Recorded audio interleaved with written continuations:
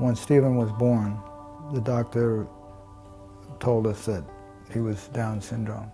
Only he didn't tell us like that. In fact, I think the term he used was mongoloid at the time. And he told me by myself. He didn't wait for Mike. And he told me that he's going to have little bitty eyes. I mean, to the point where I was afraid for him to open his eyes, because he said his tongue would be hanging out of his mouth. This is a doctor. So that when they brought him to me and he had these beautiful blue eyes, but this is how we started out. Lauren was born a low muscle tone baby, floppy baby. She had absolutely no muscle tone. If you picked her up, her limbs just went. They said she couldn't walk, she couldn't ride a bike, she couldn't swim. What did I do? Up and down the driveway, like this, holding the hands. She used to hold on to his legs. Up and down, up and down. She walked, obviously. She could ride a bike, she could swim. So all the things that they said she could never do, she does. Scott's accident happened 34 years ago, right before his 21st birthday. He had a car accident and was in a coma for 7 months. He moved into Carpenter 5 years ago. So in between all of that time, he lived with my dad. And then, luckily, another doctor had said to us, bring your son home. He's going to show you what love is all about. And he was right. Because Stephen is very lovable, and he knows how to love. Sorry. Okay. And he just evokes love. We were looking for a day program for her upon graduation. I always knew about Ability because Lauren was with Daytar as a young child for therapies and stuff. But when I had to go look for a day program, they gave me the names of several different agencies, and Ability was one of them. And when I, went to see Ability compared to the others, I just felt that they offered her so much more. Scott loved living at home, but my dad didn't let him do anything for himself. So he pretty much sat in his bedroom and watched TV all the time, came to the table for meals, didn't so much as prepare a sandwich for himself. And I always say my dad kept him in a bubble, and it was a protective thing and out of love. After talking to a lot of different people, we found Ability, and we're very happy to get him placed here because it was the best thing for him, and it was the best thing for us. And looking back on it now, after 13, 14 years that he's here, it was an act of love, because he's so happy. He's so happy, he's so involved.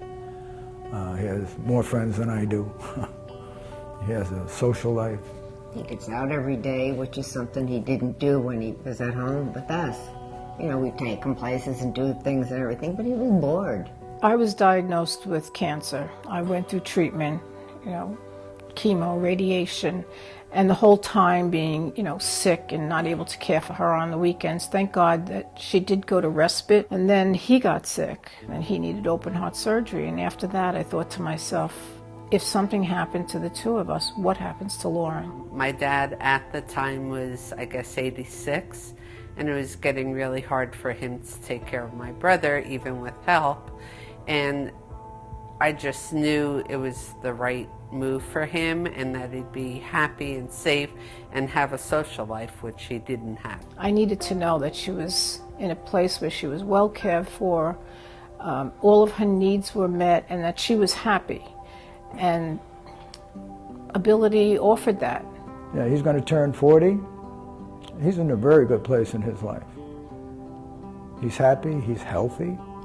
He's settled.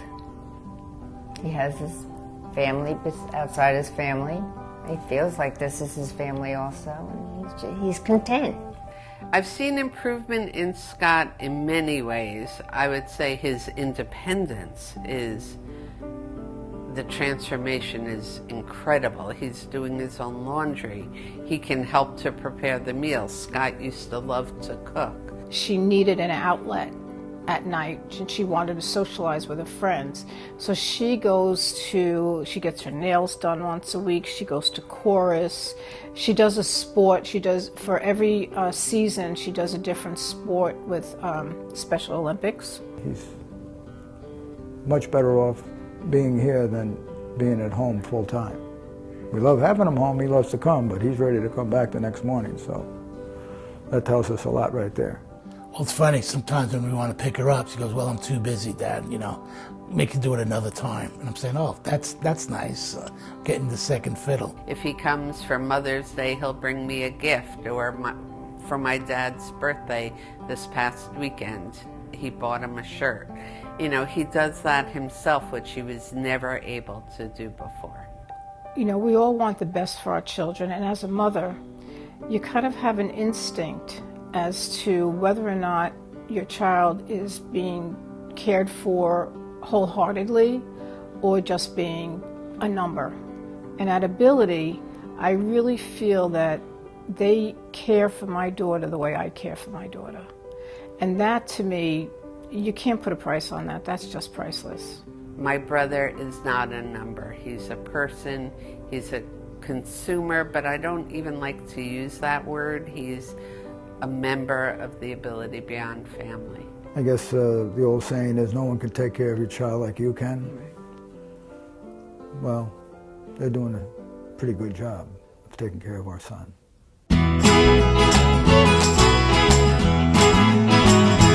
It's quite good to be alive.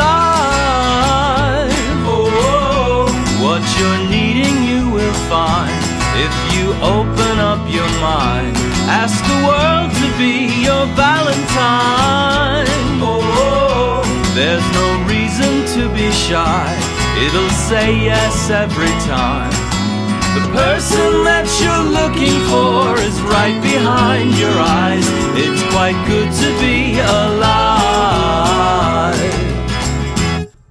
Bump, bump, bump, da-da-da-dum, bump, bump, da-bump, da-da-da-dum, bump, bump, da-da-da-dum, bump, bump, da-da-da-dum. It's quite good to be alive. If you don't agree now, that's fine, but give it a little time. And I gotta say the pleasure's mine. Oh, 'cause without everyone else, there'd be no his or hers or mine. Everything you've been looking for was right there all the time. It's quite good to